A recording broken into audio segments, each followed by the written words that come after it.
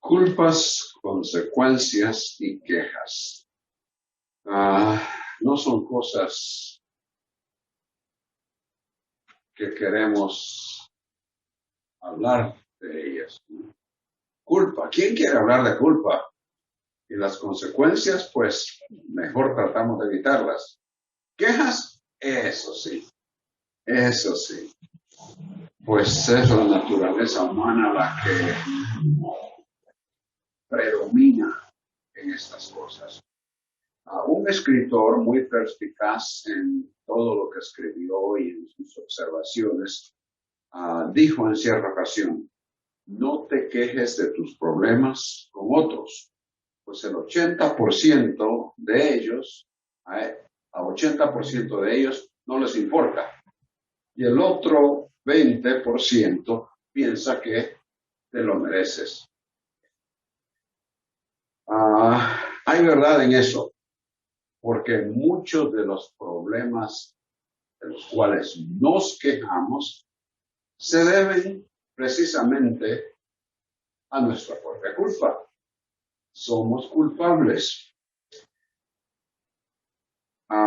Recuerdo que cuando comenzó con fuerza esto del uso de las mascarillas, mostraron en la internet en algunas ocasiones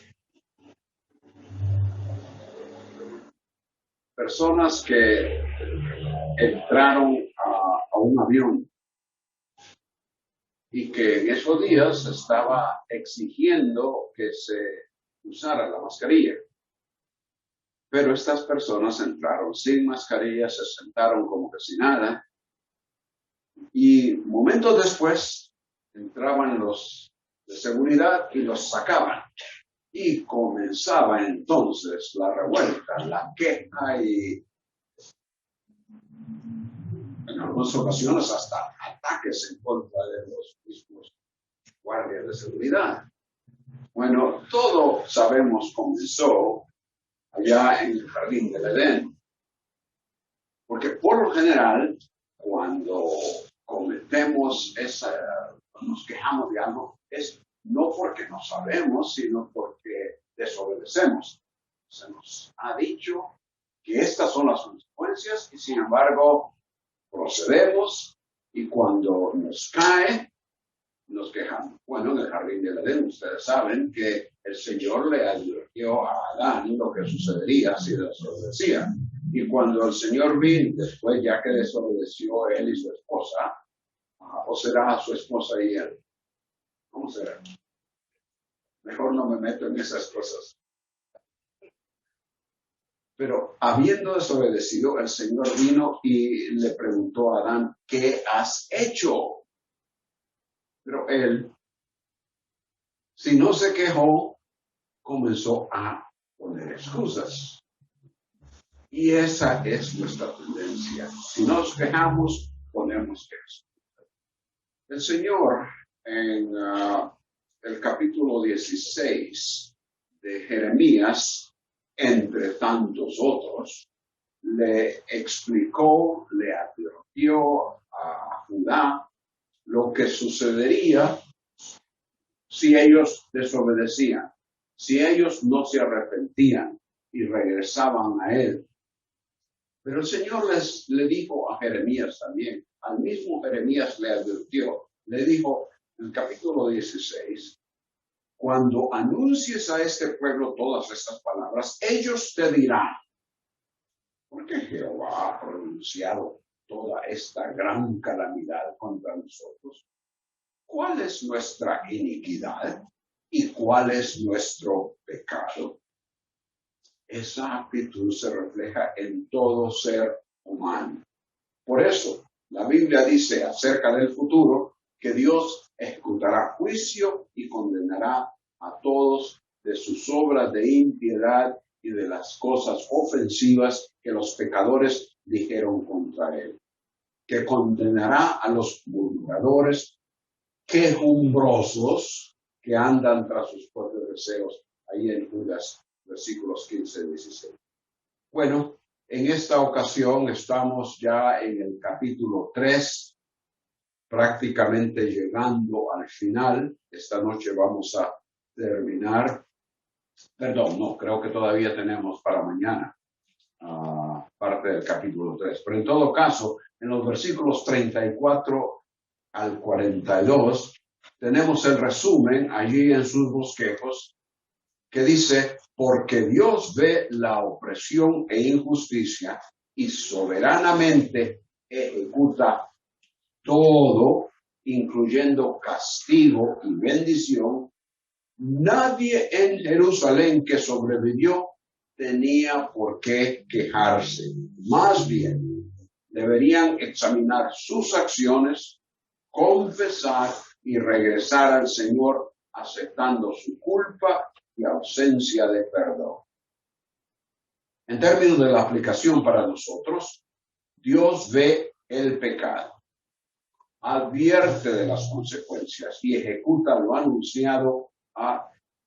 El culpable, que permanece vivo, que continúa día tras día, no debe quejarse del castigo, sino hacer un autoexamen, confesar y regresar a Dios, reconociendo por qué no ha recibido perdón.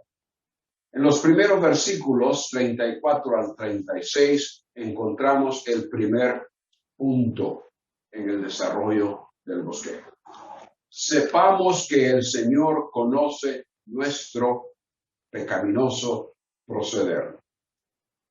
Toda tragedia en el mundo, en un país, en nosotros, en una familia, indudablemente ocasiona quejas contra quien se piensa es culpable. En última instancia, quejas contra Dios.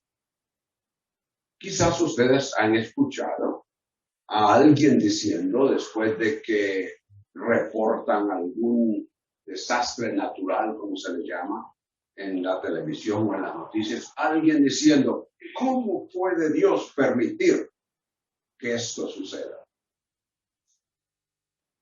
La invasión del ejército babilonio a Judá y Jerusalén significó que lo que había quedado de Israel desapareció, como ya hemos dicho en varias ocasiones, desapareció como entidad política y geográfica. Como comúnmente decimos, Judá desapareció del mapa.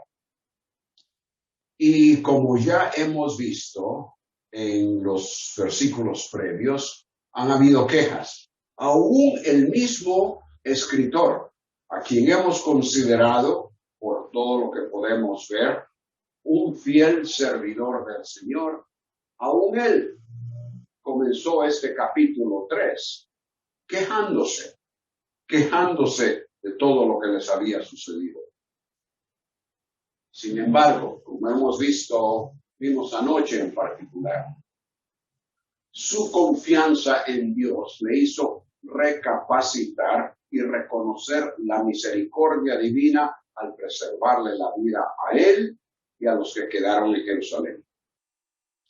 Él entendió que lo sucedido a Judá y Jerusalén era no por capricho divino, sino por la propia culpa del pueblo. Y dijo, entonces, en el versículo 34, quebrantar bajo los pies a todos los prisioneros de la tierra. Y ahora el 35, pervertir la justicia a un hombre en presencia del Altísimo. Y continúa con otro aspecto, otra cosa, defraudar a un hombre en su litigio. Todas esas cosas, dice la Biblia de las Américas, estas cosas no aprueba el Señor. Vamos a llegar a esa parte después de hacer observaciones acerca de los primeros dos versículos. Estos versículos resumen lo que estaba sucediendo en Judá y que en parte fue la razón por la que el Señor envió este juicio por medio de los babilonios. Opresión e injusticia eran comunes en Judá, como lo habían sido previamente en el Reino del Norte, en Israel. La palabra prisioneros en el versículo 34, aplastar bajo los pies, dice la Biblia de las Américas, creo que quizás una mejor traducción es quebrantar bajo los pies, pero a todos los prisioneros, esa palabra prisioneros no es lo mismo que significa para nosotros hoy día lo que nosotros consideramos cárcel. Era un encierro en aquellos tiempos, un encierro muy breve.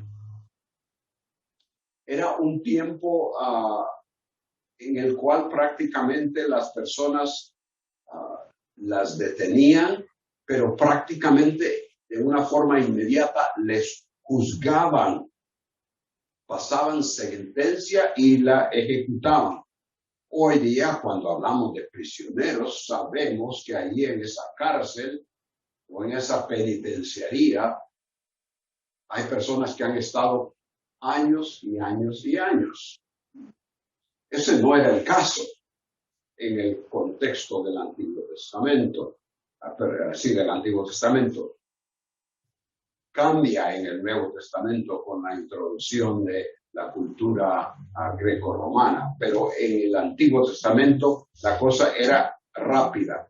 Los prisioneros del versículo 34 habrían sido personas que habiéndolas encerrado brevemente, por lo que vemos, según lo que aquí dice, entonces se les negaba, en el versículo 35, se les negaba la justicia y se les torcía o se les daba vuelta su defensa, según el versículo 36. De manera que siempre resultaban culpables y se les quebrantaba. En eso consiste esto de quebrantar bajo los pies a los prisioneros de un país, de la tierra, literalmente. Y en ese contexto creo que está hablando mayormente la tierra de Israel, la tierra de Judá, aunque podemos obviamente amplificarlo en la aplicación, pero el contexto indica lo que está sucediendo ahí en Judá. Era incorrecto aplastarlos. ¿De qué manera? Bueno, privándoles el derecho. Y al decir privarlos el derecho es la idea de torcerles, dar vuelta el derecho, la defensa que ellos tienen.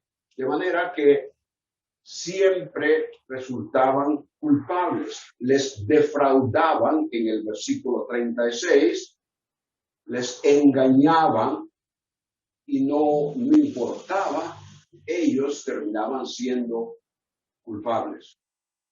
Desde casi 2 siglos antes, el profeta Amós había dicho en el capítulo 8, versículos 4 al 7, Amós contemporáneo con Isaías, unas 150, 175 años antes de que esto sucediera, dijo Amós, oíd esto, los que pisoteáis a los menesterosos y queréis exterminar a los pobres de la tierra, diciendo, ¿cuándo pasará la luna nueva para vender el grano? Luna nueva es el nuevo mes, o es decir, era una fiesta, una celebración que se tenía. ¿Cuándo pasará la luna nueva para vender el grano? Y el día de reposo para abrir el mercado de trigo, achicar el efa, aumentar el ciclo y engañar con balanzas falsas para comprar, escuchen, para comprar por dinero a los desvalidos y a los pobres con un par de sandalias y vender los desechos del trigo. ¿Cuándo tendremos oportunidad de continuar nuestra opresión sobre estos que ellos no los consideraban menos afortunados, pero los consideraban como personas de menor categoría que podían aplastarles o quebrantarles.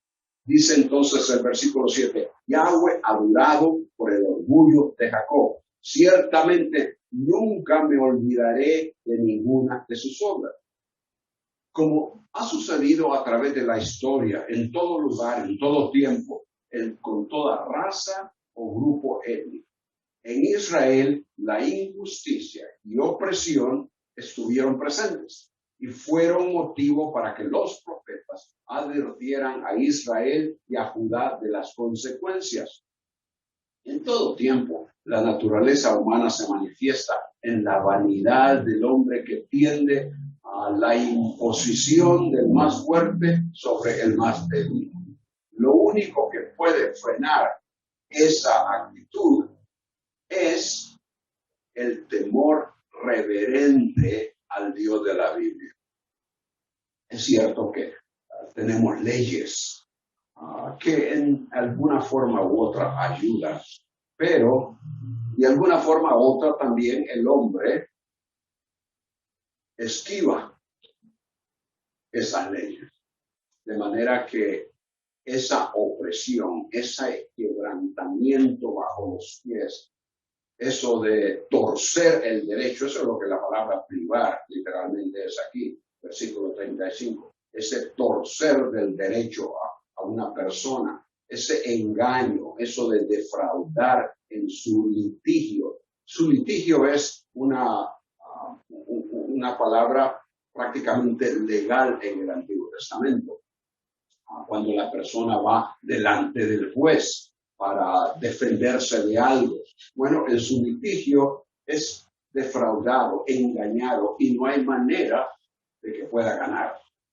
Y ese era el problema. Ahora, dice, al final del versículo 36, estas cosas no aprueba el Señor. ¿Qué dice Reina Valera en eso?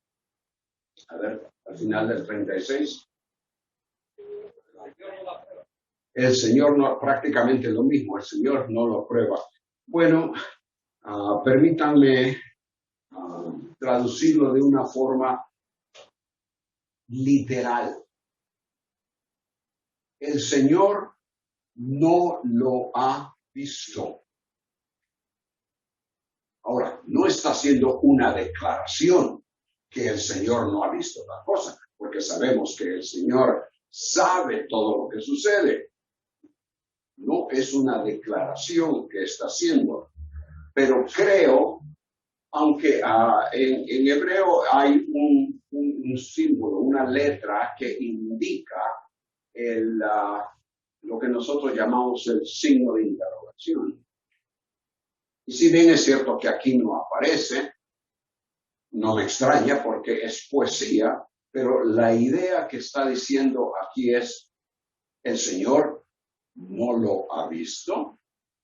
Es una pregunta retórica que inicia una serie de preguntas retóricas que continúan un poco más adelante. ¿El Señor no lo ha visto? El quebrantar bajo los pies a estas personas, el privar, el torcer su derecho, el engañarles, defraudarles en su litigio, en su defensa. ¿No ha visto estas cosas el Señor? Y la respuesta obviamente es clara. Claro que sí las ha visto, porque evidentemente los traductores no quieren traducir literalmente el Señor no lo ha visto como que si fuera una declaración. Entonces tienen que llegar a un punto de, bueno, ¿qué será lo que quieren decir con esto? Y entonces ponen, el Señor no aprueba. Pero no hay nada en el texto que hable de aprobar o no aprobar.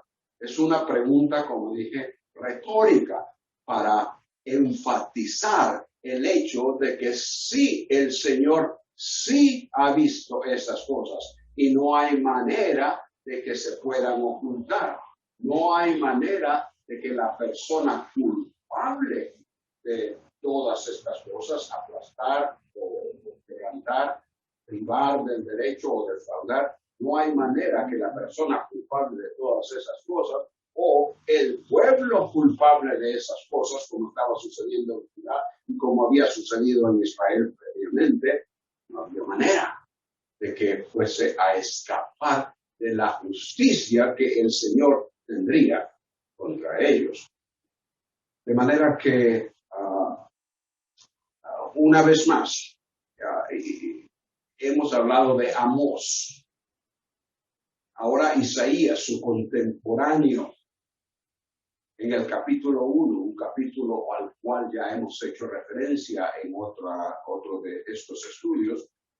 Versículos 16 y 17 dice: lavaos, limpiaos, quitad la maldad de vuestras obras de delante de mis ojos, cesad de hacer el mal, aprended a hacer el bien. Y noten, buscad la justicia, reprended al opresor, defended al huérfano, abogad por la viuda, cosas que el Señor desde el Pentateuco en la ley había dicho que deberían ellos observar, pero que evidentemente muy pocas veces se llevó a cabo. Y el Señor les recuerda por medio de Isaías que eso es lo que ellos deben de continuamente hacer.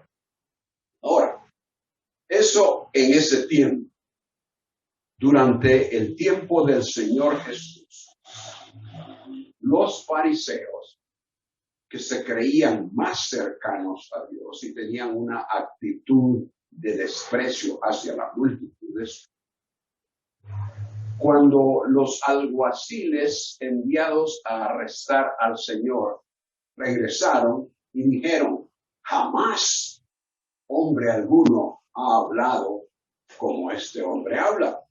Los fariseos les contestaron: ¿es que también vosotros os habéis dejado engañar? ¿Acaso ha creído en él alguno de los... Noten cómo hacen la diferencia. ¿Acaso ha creído en él alguno de los gobernantes o de los fariseos? Pero esta multitud que no conoce de la ley, maldita es. ¿Os habéis identificado vosotros con ellos y no con nosotros? Ellos, en su forma de actuar, estaban prácticamente siguiendo lo que Israel a través de las edades había hecho.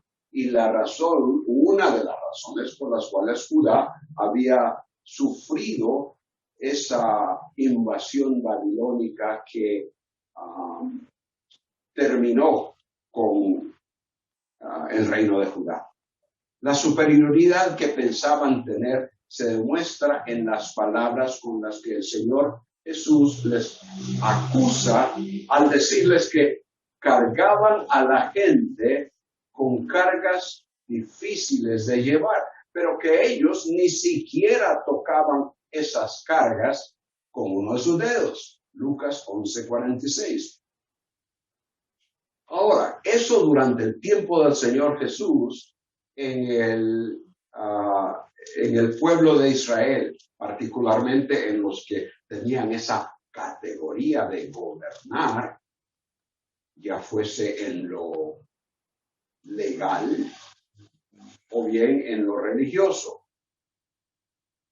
¿Qué de la iglesia? Ya cuando la iglesia había sido establecida. Me pregunto, ¿por qué habría tenido Pablo que decir a los efesios: amos, dejad las amenazas?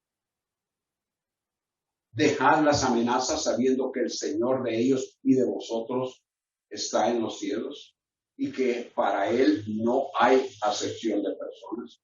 ¿Por qué habría tenido Pablo que decir tal cosa si no habría habido el prospecto, la posibilidad de que entre los mismos de la iglesia estuviera presente una actitud como esa? O bien a los colosenses, amos, tratad con justicia y equidad a vuestros siervos, sabiendo que vosotros también tenéis un Señor en el cielo. O a los romanos, ninguno piense más alto de sí de lo que debe pensar. Tened el mismo sentir unos con otros. No seáis altivos en vuestro pensar, sino condescendiente con los humildes. No seáis sabios en vuestra propia opinión. Y desde luego Santiago hace una fuerte exhortación a sus lectores al decirles que su fe en el Señor no debe de demostrar una actitud de favoritismo. Y les da el ejemplo de lo que evidentemente estaba sucediendo entre ellos. Que si alguien entra en la congregación bien vestido, le prestan atención y le ofrecen un buen lugar donde sentarse. Pero si alguien con apariencia pobre y ropa sucia entra, o lo dejan parado o lo sientan en el suelo. Hacer tal distinción, dice Santiago, es constituirse jueces con malos pensamientos, versículo 4. Eso, dice Santiago, es incongruente, pues Dios ha escogido a muchos pobres para que sean ricos en la fe, pero ellos los menosprecian. Esa actitud de opresión, entonces, estuvo presente en tiempos del Antiguo Testamento, allá 600 años antes de Cristo, como a través de toda la historia de Israel y de Judá. Estuvo presente durante el tiempo del Señor Jesucristo entre los gobernantes, los fariseos, como también estuvo presente en la misma iglesia. Y nosotros, hermanos, no estamos exentos.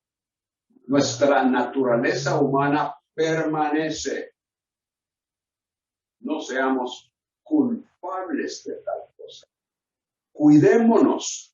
No permitamos que tal actitud se apodere de nosotros. Sepamos que el Señor conoce nuestro pecaminoso proceder.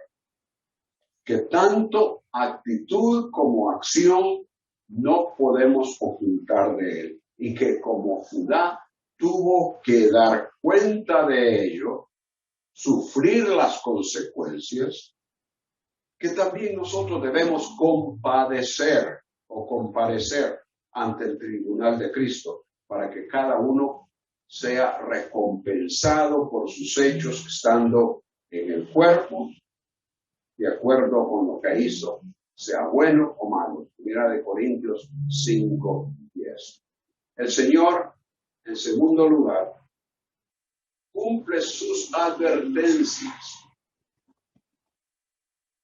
Cumple sus advertencias, así que al realizarse esas advertencias, nadie debe quejarse. Versículos 37 al 39. En el versículo 37, también estos versículos tienen partes ahí un poco difíciles de traducir y por eso ustedes van a encontrar diferencias entre una traducción y otra. Y para complicar la situación, aquí vengo yo y trato de hacer una traducción aún un tanto diferente.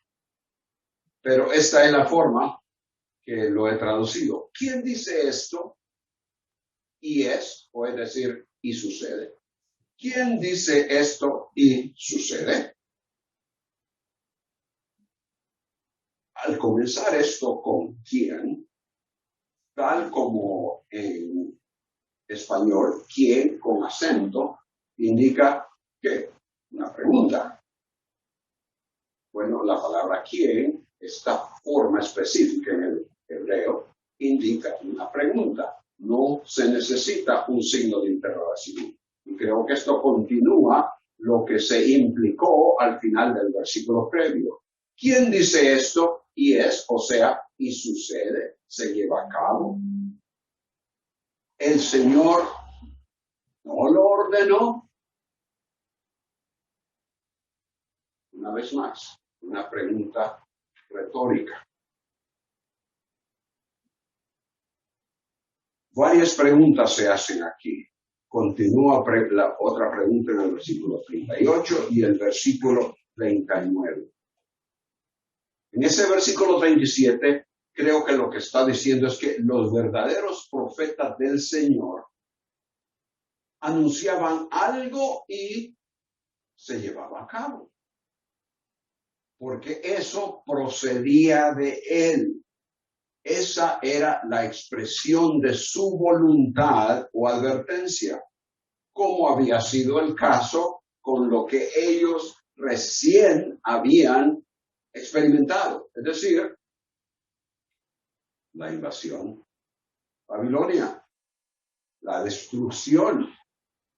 Los siervos del Señor lo habían dicho, lo habían advertido, lo habían anunciado y había sucedido. La pregunta entonces es, ¿el Señor no lo ordenó? Claro que sí, Él lo había ordenado. La contestación era obvia. Los que escuchaban estas palabras del escritor de Lamentaciones deberían convencerse de que la situación por la cual pasaban era lo que los profetas, notablemente Jeremías, quien todavía estaba ministrando entre ellos y lo había hecho en los últimos 40 años, él había anunciado y que tal como él lo había dicho, se había llevado a cabo porque el Señor lo había ordenado.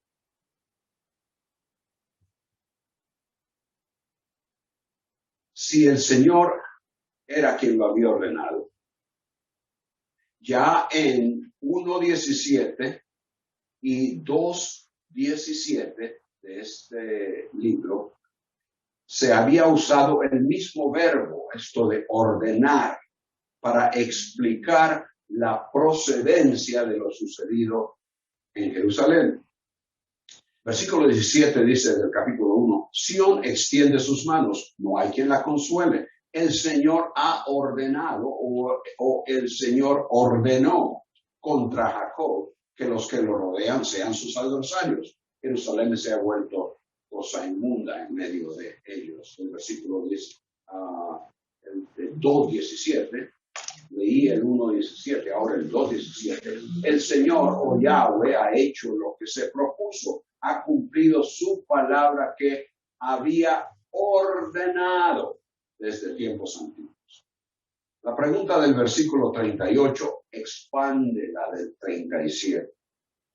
Si el Señor ordena lo que sus profetas anuncian, y por lo tanto lo recién sucedido en Jerusalén era de acuerdo con su propósito, y ya que esos sucesos fueron malos para Jerusalén, ¿no es acaso cierto entonces que ambas cosas, lo bueno y lo malo, están bajo la soberanía divina?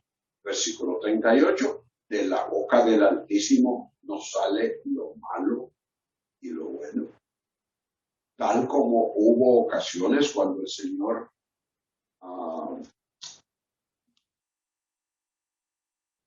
dijo a sus profetas que pronunciaran una bendición.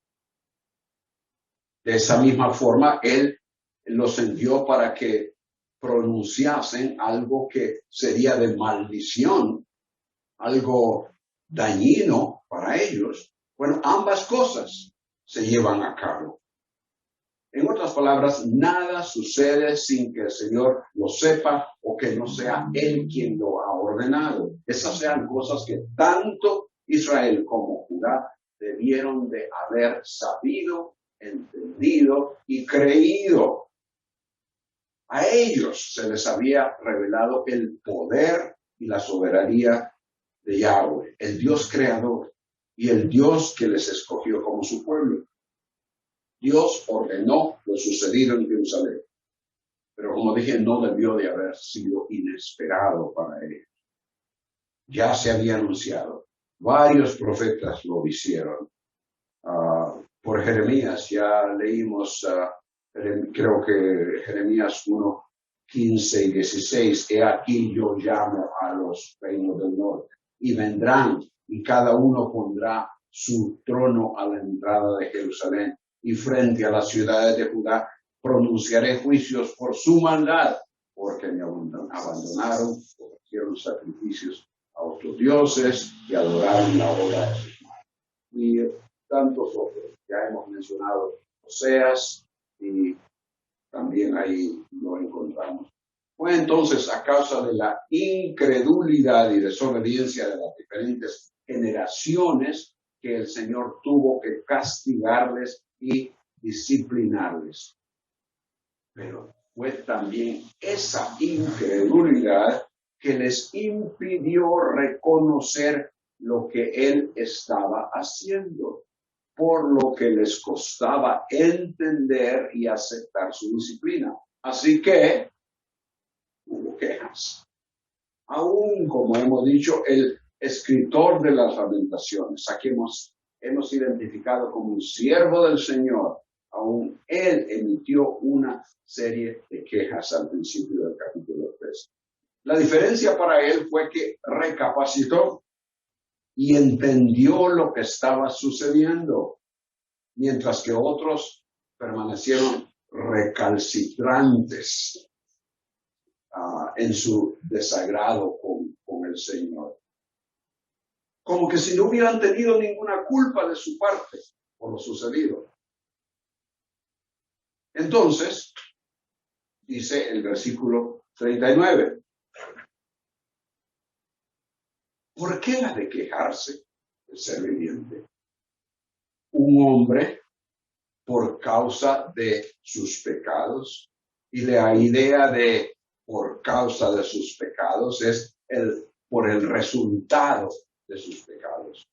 ¿Por qué ha de quejarse el ser viviente? Un hombre, una persona, por causa de sus pecados, es decir, el resultado de sus pecados. ¿Por qué ha de quejarse? Por lo que le pasa y las cosas que van mal en su vida, cuando debió de haber sabido de antemano que eso estaba por delante si él desobedecía, que fue precisamente lo que sucedió con ellos. No había razón legítima para que en Jerusalén se quejaran por la situación en la que habían quedado. Destrucción, muerte, exilio, hambre, escasez, todas esas cosas que hemos mencionado una y otra vez. El desprecio recibido por los pueblos vecinos, la burla. Ellos debieron haberlo sabido. Era el resultado de su desobediencia y de su incredulidad.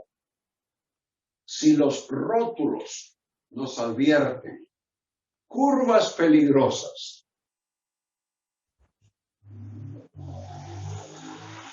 pero sigo conduciendo a 80, 90 y 100, como que si estuviera en una recta. Bueno, no debo de sorprenderme cuando vaya a pegar en un árbol o me vaya al abismo, si es que quedo vivo como para quedarme. El Señor les había advertido que si se desviaban, que iban a haber consecuencias. Y esas consecuencias se dieron. Y ahora, ¿por qué, Señor? ¿Cómo puedes hacer tal cosa? Los que se quejaron habían sobrevivido la invasión de este grupo. Unos pocos que habían quedado. A ellos una nueva oportunidad se les había brindado. Pero con todo eso hubo inconformidad. Asesinaron a Gedalías, el gobernador judío que los babilonios dejaron. Los opositores, quienes estaban planeando irse a Egipto, fueron a Jeremías para que les aconsejara lo que Yahweh les indicara. Días después, Jeremías les dijo lo que el Señor había dicho, y era que se quedaran en Judea y que no fueran a Egipto. Dios prometió bendecirlos, pero si desobedecían y se iban a Egipto, Él les castigaría. Capítulo 42 de Jeremías, pueden leerlo después. Pero de nada sirvió, porque ya habían hecho su decisión y le dijeron a Jeremías que Yahweh no le había hablado a él. Entonces se fueron a Egipto y se llevaron al pobre Jeremías también. A Jeremías y a su secretario Baruch. Ya en Egipto, los judíos se establecieron y continuaron allí con su idolatría. El Señor continúa utilizando a Jeremías para que les ministre. El Señor todavía ministrando a estos que en la última situación que se habían encontrado, que era lo peor que les había podido pasar, aún a ellos el Señor usa a Jeremías para ministrarles. Pero en Jeremías 44, 16 al 18, un poquito extenso, pero permítanme leérselo. Al mensaje, ellos dijeron, al mensaje que nos has hablado en el nombre de Yahweh, no vamos a escucharte, sino que ciertamente cumpliremos toda palabra que, noten esto, cumpliremos toda palabra que ha salido de nuestra boca, no la que ha salido de la boca del Señor, no, palabra que nosotros hemos dicho, y quemaremos, escuchen esto, y quemaremos sacrificios a la Reina del Cielo, derramándole libaciones como hacíamos nosotros, nuestros padres, nuestros reyes y nuestros príncipes en las ciudades de Judá y en las calles de Jerusalén. Entonces teníamos bastante alimento, prosperábamos y no veíamos mal alguno. Pero desde que dejamos de quemar sacrificios a la Reina del Cielo y derramarle libaciones, carecemos de todo. Y por la espada y por el hambre hemos sido acabados. Una percepción totalmente errada y basada ¿en qué? En la incredulidad. No creyeron en el Señor, aunque se las daban como pueblo escogido. Estaba bien para ellos tener a Yahweh como uno entre varios dioses, pero no como al único Dios, a quien sus antepasados allá en Sinaí habían dicho una y otra vez: todo lo que Yahweh ha dicho, haremos.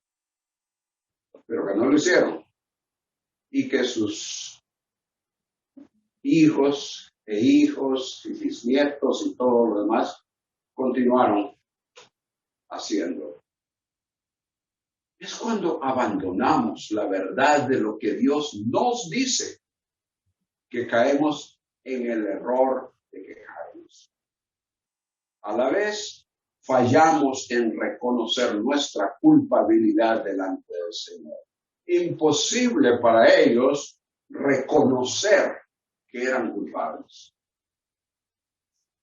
En el Nuevo Testamento, Judas hace referencia a, ya mencionamos este versículo anteriormente, hace referencia a murmuradores quejumbrosos que andan tras sus propias pasiones, es decir, lo que ellos desean hacer. ese intenso deseo de hacer lo que ellos quieren. Dice que hablan con arrogancia. ¿Qué más arrogancia que la que hemos leído ahí en Jeremías? Con eso Judas advierte a sus lectores y a nosotros. Pero vosotros, amados, edificándoos en vuestra santísima fe, orando en el Espíritu Santo, conservaos en el amor de Dios. En contraste a ellos, dice Judas, vosotros no caigáis en una vida como la que ellos conducen. Y es en ese contexto que encontramos las bien conocidas palabras en ese libro de Judas hacia el final.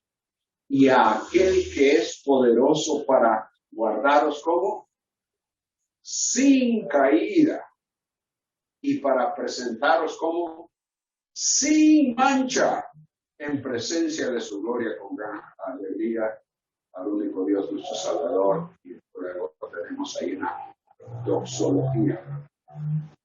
Edificándonos en la fe y orando en el Espíritu Santo,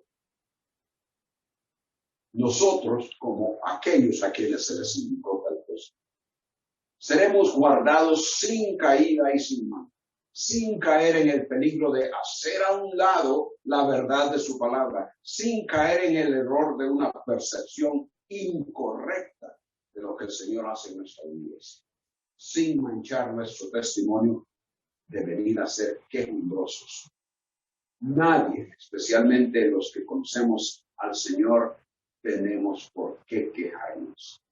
Si algo que nos daña sucede, llevémoslo delante del Señor, confiando en su soberanía y perfecta santidad. Sepamos que el Señor conoce nuestro pecaminoso proceder. El Señor cumple sus advertencias, así que al realizarse, nadie debe quejarse. En tercer lugar, el Señor no perdona sin confesión y arrepentimiento. El versículo 40 nos lleva a lo que hemos adoptado como lema para estas conferencias y a lo cual hemos hecho referencia en varias ocasiones. Escudriñemos nuestros caminos y examinémoslos y volvamos al Señor. Hacemos nuestro corazón en nuestras manos hacia Dios en el cielo. Y luego el 42, nosotros hemos transgredido y nos hemos rebelado. Tú no has perdonado. Además de llevar delante del Señor la aflicción por la que pasamos, confiando en su soberana y perfecta voluntad, hay otro factor que debemos de tener en mente. Siempre examinémonos a nosotros mismos. ¿Cómo? A la luz de la palabra de Dios, para determinar si hay algo que no anda bien en nuestras vidas. El escritor instruye que lejos de quejarse, como lo hicieron los sobrevivientes, como lo hizo Israel y Judá a través de su historia, y como aún el mismo siervo del Señor comenzó a hacerlo en el capítulo 3, lejos de hacer eso, que ellos deberían de reconocer la injusticia y opresión que prevaleció en Judá y en Jerusalén. Deberían reconocer que además de la idolatría y la desobediencia al Señor, también ellos practicaban la opresión y la injusticia. Y que por eso Él había ocasionado esa acción judicial en contra de ellos. Fue su menosprecio hacia la ley del Señor y su falta de sinceridad que permitió la destrucción del templo. Estos versículos 40 y 41, entonces, hay 4 verbos, 4 de acción que hacen un llamado a lo que Judá y Jerusalén deberían hacer. 4 verbos que en su forma indican una exhortación a proceder con algo. Examinemos, escudriñemos, volvamos, alcemos. La idea de la palabra que he traducido escudriñar, la Biblia de las Américas, la primera palabra la traduce examinemos y luego la segunda escudriñemos. Yo he traducido, la primera es al reverso, escudriñemos, pero esa palabra escudriñemos al principio tiene que ver con la idea de buscar algo con intensidad. Por ejemplo, en Sofonías 1:12, el Señor dice, sucederá en aquel tiempo que yo escudriñaré, registraré a Jerusalén con lámparas. Y la idea es de encontrar a aquellos que le han desafiado para el castigo. De manera, esa palabra tiene que ver con con buscar algo intensamente, buscarlo. Otro pasaje, Génesis 21:35. Labán, el hermano de Raquel, cuando Jacob se fue y se llevó a sus esposas, dice que buscó esta palabra, registró las, ¿cómo se llaman? Albardas, esa es la palabra correcta, una bolsa, algo en que se guardan las cosas, ¿no? Alforja, ok, bien. Mochila, no era mochila porque no la llevaba puesta. Evidentemente ella estaba sentada, eso es increíblemente una ofensa para los ídolos caseros. Él fue buscando los ídolos caseros que Raquel se había llevado. Y buscó en toda la tienda y no los encontró. Anduvo buscando bien. Y total que ella los tenía ¿dónde? Estaba sentada sobre ellos, ¿no? En el lugar donde la bolsa en que los había puesto. ¿Y qué fue la excusa que dijo ella?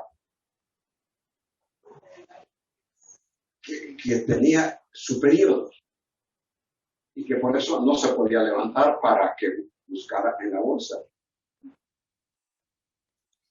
Y el periodo, como ustedes saben, era una mujer, la menstruación, en Levítico se habla como cosa inmunda. La inmundicia encima de los ídolos.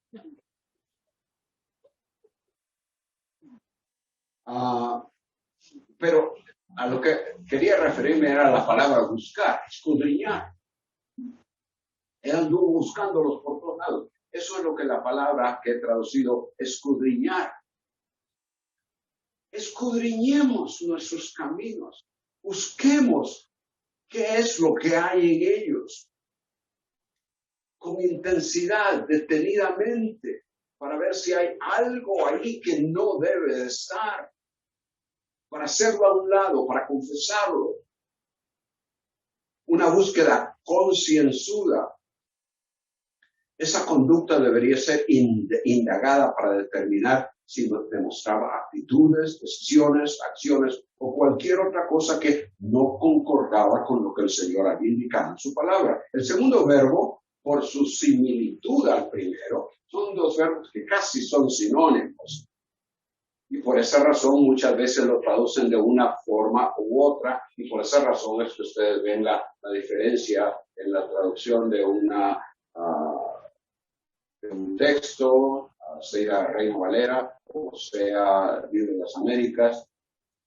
El segundo verbo, como digo, es muy similar, pero pareciera tener un poquito de diferencia. Por ejemplo, la Reina Valera lo traduce, como lo he traducido yo aquí en este versículo, examinar. En Salmo 139, 23. Examíname, oh Dios, y conoce mi corazón. Pruébame y conoce mis pensamientos. La idea de esta palabra es examinar precisamente detenidamente a una persona o una cosa. Pareciera que en vez de una búsqueda, como en escudriñar, lo que prevalece en ese término es la idea de examinar como para hacer una evaluación.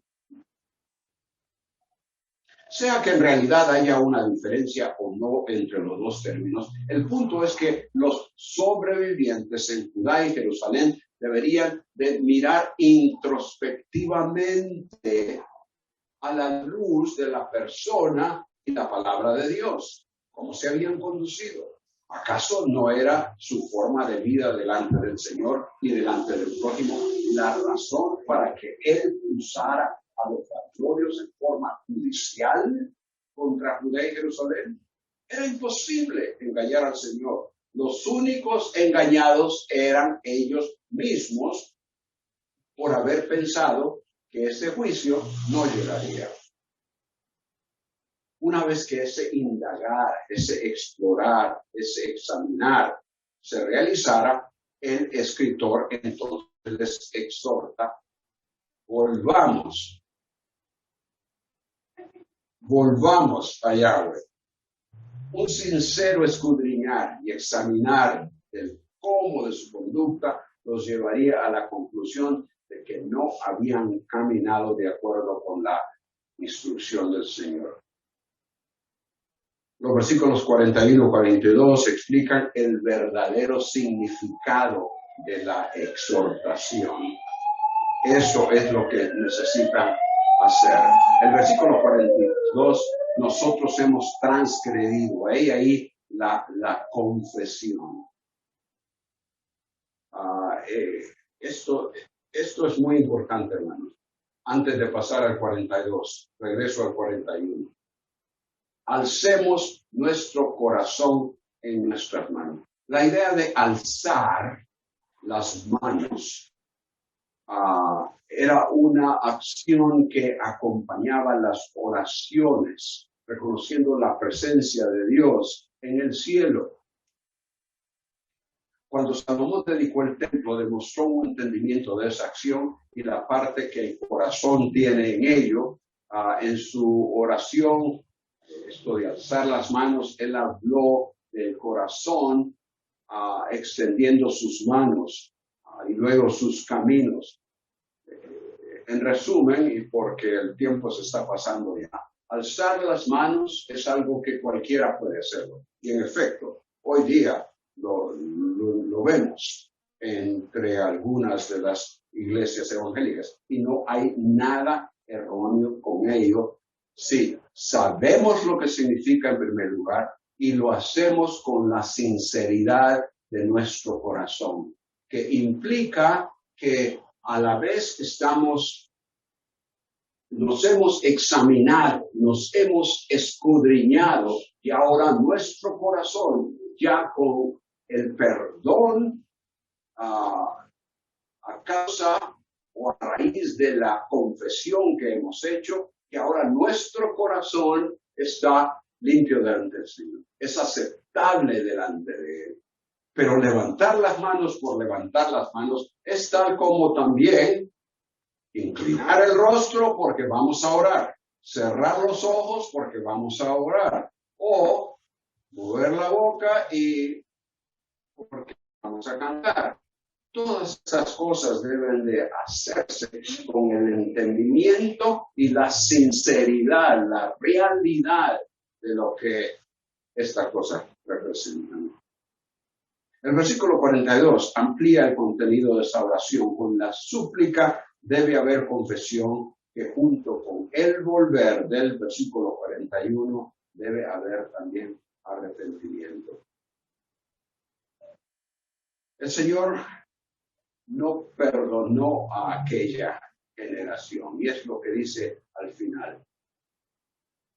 Tú no has perdonado. No está diciendo que el Señor no les ha perdonado, aun cuando ellos han confesado. Noten una vez más el versículo 42. Nosotros hemos transgredido y nos hemos rebelado. Tú no has perdonado. No está diciendo que nosotros hemos confesado, nosotros hemos, ¿cuál es la otra palabra? Nos hemos revelado, nosotros hemos confesado nuestra transgresión y nuestra rebelión, pero tú no has perdonado. No, no está viendo hacia el futuro, sino que está ahora confesando lo que ellos hicieron en el pasado. Y por esas acciones pasadas, el Señor no les perdonó porque al momento preciso no habían confesado. Y por eso fue que todo de lo que se quejaban les llegó. La destrucción de Jerusalén y todo lo demás. De manera entonces, hermanos, que no debemos de quejarnos. Entendamos que el Señor no perdona sin confesión y arrepentimiento. Ellos tenían una nueva oportunidad para, de esos momentos en adelante, para aprender lo que habían dejado a un lado anteriormente. No habiendo confesado su pecado, su transgresión en el momento oportuno y por lo cual hubo consecuencias. Y ahora en adelante ellos tenían la oportunidad de que la situación fuese diferente. Oremos. Padre, gracias una vez más por tu palabra. Señor, confesamos que muchas veces actuamos tal como aquellos de hace tantos años lo hicieron. No reconocemos la realidad de lo que tú adviertes.